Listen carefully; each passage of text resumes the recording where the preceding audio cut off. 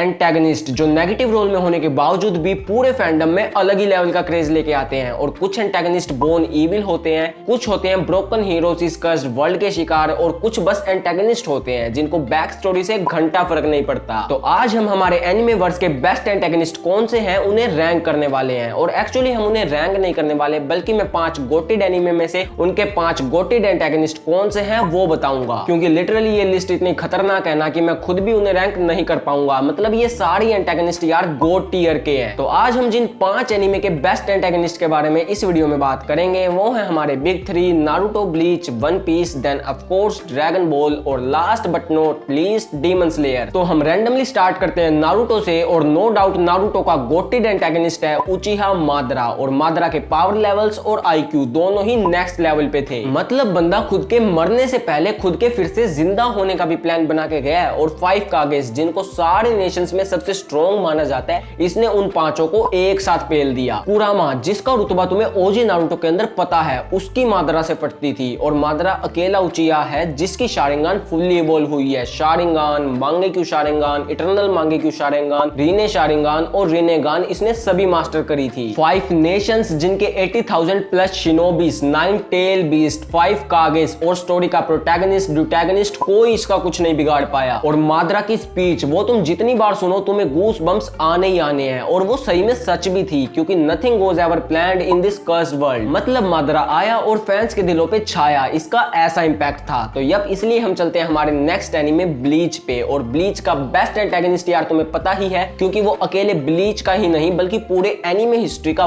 One of the best antagonist है, हमारा सोस्के eigen, या मैं बोलूं लॉर्ड आइजन। और इसका दिमाग भाई, मतलब ब्लीच के अंदर अगर पत्ता भी हिल रहा है ना, वो भी इसका प्लान है। हालांकि इसके लिए भी लास्ट में तो मादरा का डायलॉग ही सच हो गया, लेकिन टेंशन नोट, ये कोर 3 और कोर 4 में कम बैक करेगा। और ये जो कम बैक करेगा ना भाई, तुम्हें मजे आ जाएंगे। मतलब तुम्हें पता ही है यार, इसने सिर्फ अपनी शिकाई के साथ पूरे गोटेई 13 की विदाउट एनी स्वेट ले ली थी, जिसमें कुछ कैप्टन्स ने तो अपनी बांकाई तक यूज करी थी। और स्ट्रॉन्ग तो वो सारे ही थे, शुनसुई, हित्सुगाया, शिनजी, इसने इन सभी की सिर्फ अपनी शिकाई के साथ ले ली। और यामामोटो के लिए इसने अपना दिमाग का इस्तेमाल किया और उसे भी पेल दिया। देन अपने कीडो प्ले के साथ किसके, योरुइची, इचिगो, इनको भी पेल दिया। मतलब भाई स्ट्रॉन्ग एज हेल और स्मार्ट। तो मतलब पिछले 100 सालों से सोल सोसाइटी इसके इशारों पे चल रही है और किसी को इस पे शक तक नहीं हुआ। यार आइजन का कैरेक्टर ही ड्रिप है। और अगर तुम्हें कोर 1 याद हो तो आइजन जो कि तब कंप्लीटली सील था, उसने स्टिल योहावाहा की सेंसेस को अल्टर कर दिया था। तो तुम इसके पावर लेवल्स का अंदाजा लगा सकते हो। तो इसलिए हम चलते हैं हमारे नेक्स्ट एनीमे वन पीस के, जिसका बेस्ट एंटेगनिस्ट है डोफ्लामिंगो।